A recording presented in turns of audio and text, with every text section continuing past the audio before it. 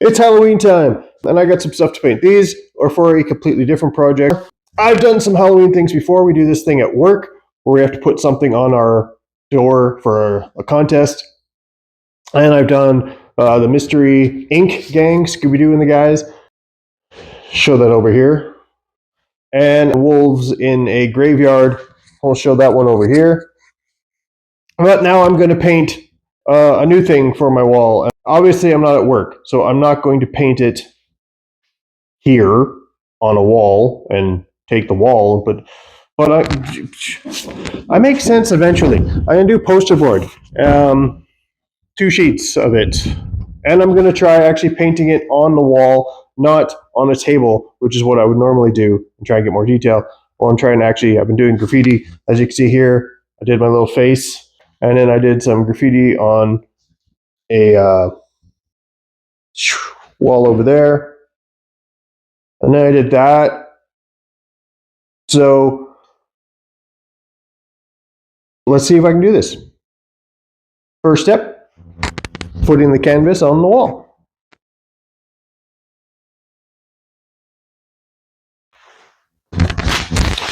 There we go, a canvas. Is it going to go a little bit into the face behind it? Yes. Do I mind? No. Why? Because I'm going to paint that over soon, I hope. As the old adage says, measure twice and cut once. I didn't like the size of my pumpkin there, so I drew in another one, but then I came in with the background. Now, I'll be honest, the whole point of this video was I was going to come in with some spooky poem about how evil walks upon the land, looking for the soul to take to hell, and yada yada yada. But I've run out of time. I'm a grandpa, and a dad, and a husband, and I have a full-time job, and all kinds of stuff. So I've been prepping for Halloween. This is honestly one of the first times I've actually been this busy prepping for Halloween. And you know what? I've really enjoyed it.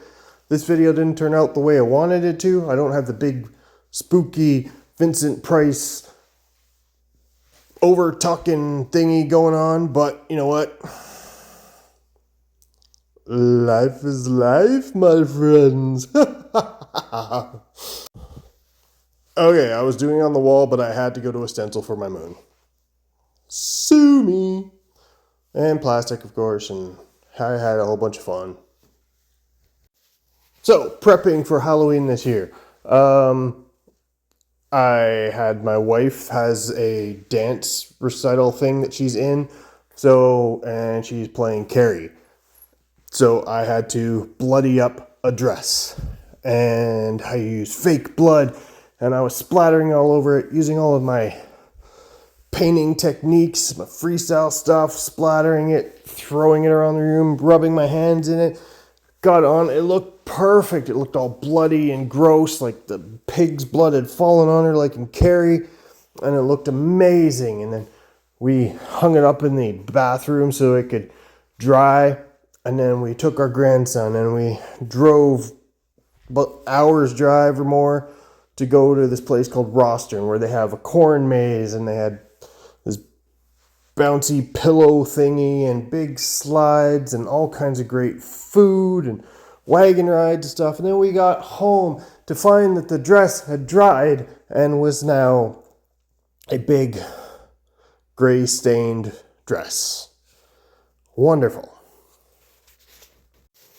As you see there, I came in with the pumpkin and I did brown. I don't know why I did brown exactly, but the beauty of spray paint is that you can paint over it.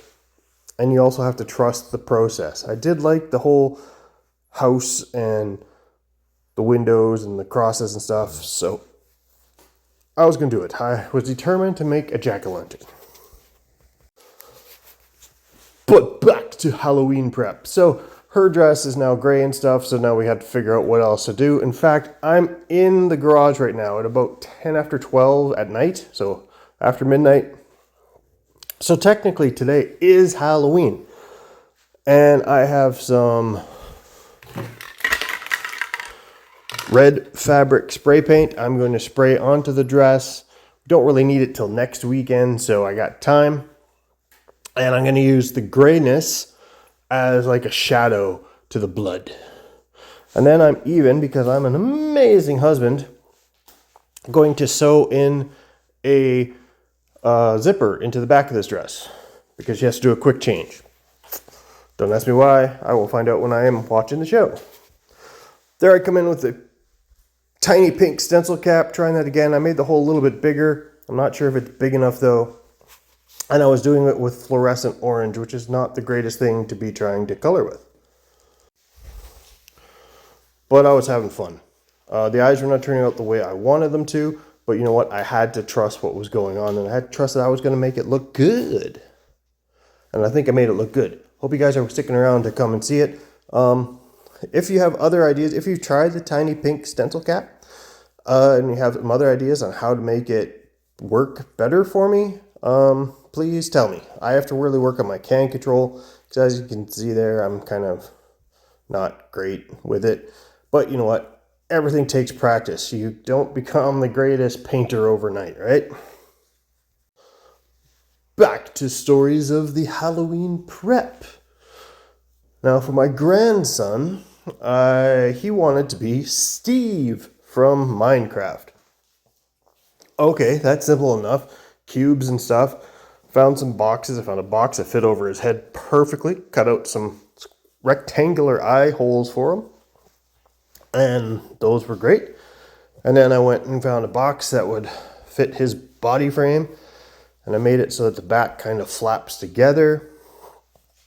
And those black lines are supposed to be creases around his mouth and stuff. So they're not perfect. There I come in with my favorite part, the gravestones. Back to my grandson's thing. I painted it, ended up putting primer on the two boxes. And then I got pictures of Steve, and I was able to print out, or spray paint out, I guess, Steve's look on these two boxes, and he just loves it. I'm not sure how it's going to work, because right now it's been snowing the last couple days here in Saskatchewan, so hopefully it won't be too cold later this evening, and he can wear it. Now, in case you're wondering, on those two tombstones, I put drugs and booze as those were dying, because I work at a treatment center for teenagers and who have some issues and stuff. So hopefully they get it. And I was able to make the eyes glow and things. And this one I'm putting in a little walking zombie. Also kind of looks like a guy with a shotgun.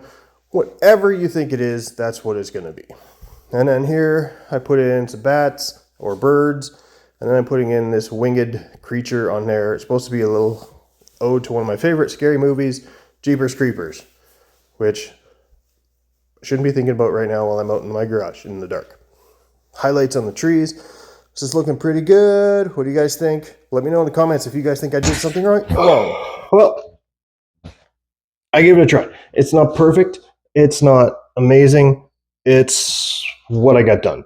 Okay, I don't know what Old Lauren, the guy who painted this thing, is talking about, because it turned out pretty good. That thing has been on my office wall, okay, my kitchen door, I'm a chef, whatever, for a week now. And every time I look at it, I think it's amazing. And everybody's giving me compliments. Everybody loves it.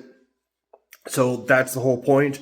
I can't wait till the end of tomorrow's, or today's, I guess, Halloween party, when I get to take it off the door and bring it home, which would be cool for me. Here behind me is my wife's dress. It is what it is. I'm hopefully going to make it look a whole lot better. And then here, of course, is my buddy Steve. I think he looks pretty cool. Got his haircut there. So give this a like if you think modern, new, futuristic Lauren is right. And I did really good. Give it a thumbs up if you think the other guy's right. There you go. Got it both ways. Back to him. I don't think it's that bad for a beginning thing. I have bigger scale, might have more control. It's really hard to do the fine details with the smaller ones. But what do you guys think? Don't forget to like, give it a thumbs up if you like this thing. Subscribe if you can. And here we go. The final shots.